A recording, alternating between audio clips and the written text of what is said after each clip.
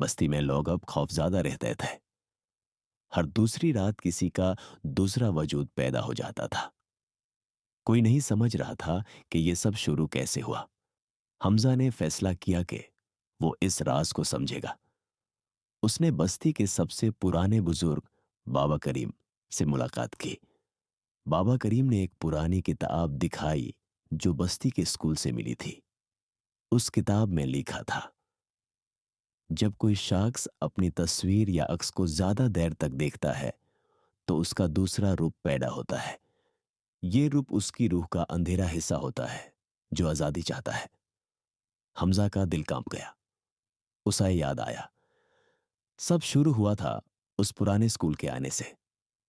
हमजा और असली आली, जो अब भी उलझान में था, स्कूल गए। वहां वही आईना अब भी लगा हुआ था। रात के वक्त उसमें से हल्की सी रोशनी निकल रही थी, जैसे अंदर कोई और दुनिया हो। अचानक आईने से आवाज आई, तुम लोग हमें रोक नहीं सकते। हर इंसान के अंदर एक दूसरा है और हम अब सबके साथ जिंदा रहेंगे। हमजा ने किताब में लिखा वजीफा पढ़ना शुरू किया।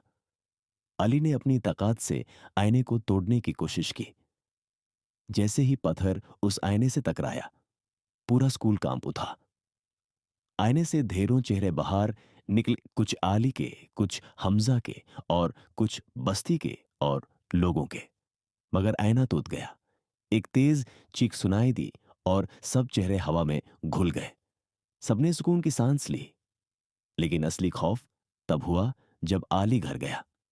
उसने खिड़की में देखा कि उसका अपना साया अब भी उल्टा चल रहा है और हमजा की डायरी के आखिरी सफ़े पर लिखा था, आईना तो टूट गया, लेकिन हम सब के अंदर जो दूसरा है वो अब भी जिंदा है।